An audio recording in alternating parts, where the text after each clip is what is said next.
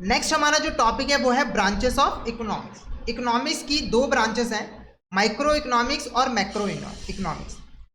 सबसे पहले हम बात करते हैं माइक्रो इकोनॉमिक्स की। माइक्रो इकोनॉमिक्स इकोनॉमिक्स की वो ब्रांच होती है जो कि इंडिविजुअल इकोनॉमिक यूनिट जैसे कि हाउस होल्ड, फर्म्स और इंडस्ट्रीज को स्टडी करते हैं कि ये जो इंडिविजुअल इकोनॉमिक यूनिट्स हैं वो कैसे अपने लिमिटेड रिसोर्सेज को यूटिलाइज करें, एलोकेट करें अपनी अनलिमिटेड वांट्स को फुलफिल करने के लिए।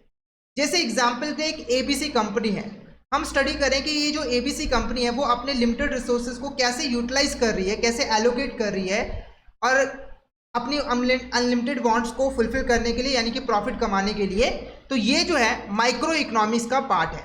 या फिर आप एक सिंगल फैमिली जैसे शर्मा फैमिली है उसको स्टडी करें कि शर्मा फैमिली अपने लिमिटेड रिसोर्स को कैसे यूटिलाइज कर रही है, अपनी अनलिमिटेड वांट्स को फुलफिल करने के लिए कैसे वो रिसोर्सेज को एलोकेट कर रही है, कैसे चॉइसेस कर रही है, तो वो माइक्रो इकोनॉमिक्स का हिस्सा है। जैसे यहाँ पर एग्जांपल देखिए, हाउस होल्ड बजटिंग।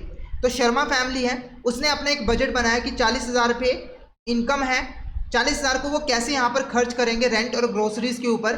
तो ये जो बजटिंग है ये माइक्रो इकोनॉमिक्स के अंदर की जाती है, माइक्रो इकोनॉमिक्स के अंदर इसे स्टडी किया जाता है। ठीक है, नेक्स्ट हम बात करेंगे यहाँ पर मैक्रो इकोनॉमिक्स की। क्या है आपका मैक्रो इकोनॉमिक्स?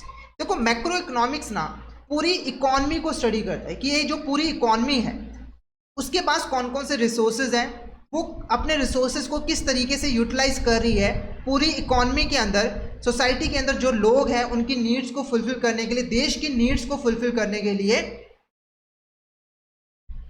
ठीक है, और इसके अंदर एग्रीगेट फिगर्स को जो है वो स्टडी किया जाता है। मैक्रो इकोनॉमिक्स की वो ब्रांच है जो कि इकोनॉमी की ओवरऑल परफॉर्मेंस और बिहेवियर को जो है वो स्टडी करती है।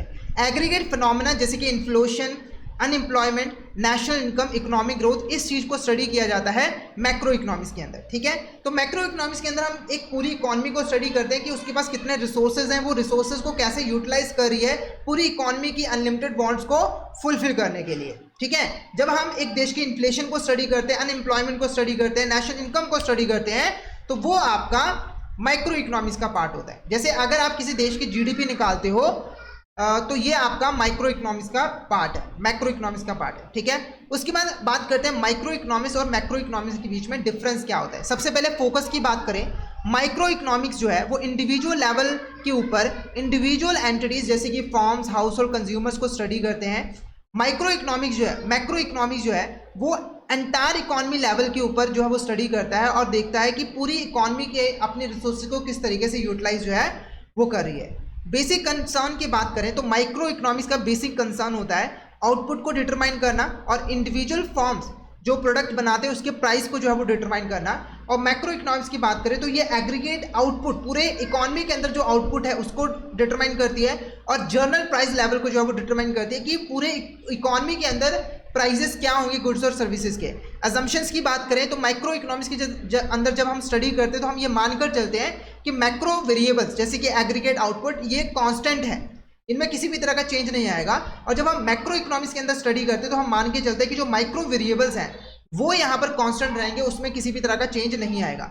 मार्केट फोर्सेस की बात करें तो मार्केट फोर्सेस का सिग्निफिकेंट रोल होता है जैसे कि सप्लाई एंड डिमांड, और यहाँ पर मैक्रो इकोनॉमिक्स के अंदर गवर्नमेंट पॉलिसीज का काफी ज्यादा रोल रहता है जैसे कि मॉनेटरी और फिस्कल पॉलिसी। डिसीजन मेकिंग की बात करें तो जो इंडिविजुअल हाउस होल्ड फॉर्म्स हैं वो यहाँ पर डिसीजन लेते हैं और यहाँ पर जो गवर्नमेंट पॉलिसीज हैं वो यहाँ पर इकोनॉमी के रिगार्डिंग इंपॉर्टेंट डिसीजन जो है वो लेते हैं।